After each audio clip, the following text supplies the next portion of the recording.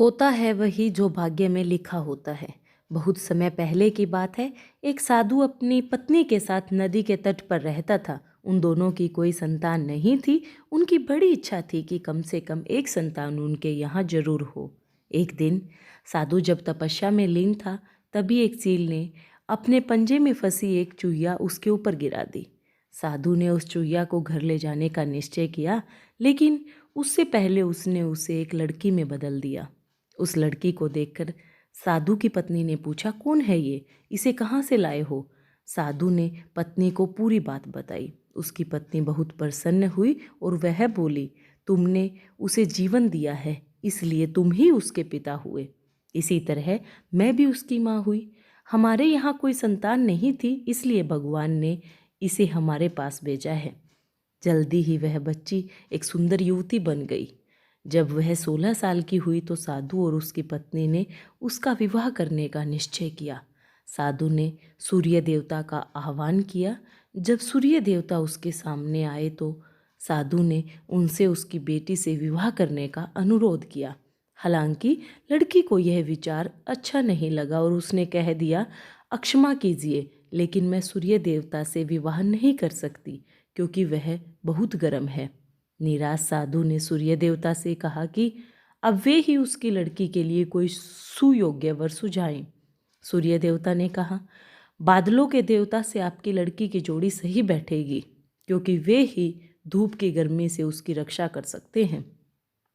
साधु ने जब बादल देवता से उसकी लड़की से विवाह करने का अनुरोध किया, इस बार भी लड़की ने विवाह से इनकार कर दिया और बोली, मैं इस काले व्यक्ति से विवाह नहीं करूंगी। इसके अलावा बादलों की गरज से मुझे डर भी लगता है। साधु फिर से उदास हो गया और उसने बादल देवता से अनुरोध किया कि वे ही कोई सुयोग्य वर सुझाएं।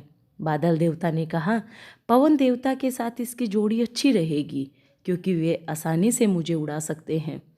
साधु ने अब पवन देवता से विवाह का अनुरोध किया।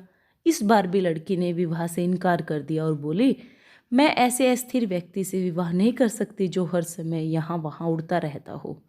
साधु काफी परेशान हो गया। साधु ने पवन देवता से ही कोई सुयोग्य वर सुझाने को कहा।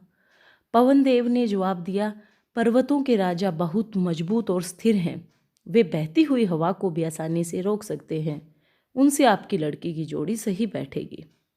साधु अब पर्वतराज के पास गया और उससे उसकी लड़की के साथ विवाह करने का अनुरोध किया। हालांकि इस बार भी लड़की ने विवाह करने से इनकार कर दिया और कहा, मैं ऐसे व्यक्ति से विवाह नहीं कर सकती जो इतना कठोर और ठंडा हो। लड़की ने साधु से किसी नरम वर को खोजने को कहा। साधु ने पर्वतराज से सलाह मांगी। पर्वतराज ने जवाब दिया, किसी चूहे के साथ ही आपकी लड़की की जोड़ी अच्छी रहेगी, क्योंकि वह नरम भी है और आसानी से किसी पर्वत में भी बिल बना सकता है। इस बार लड़की को वर पसंद आ गया।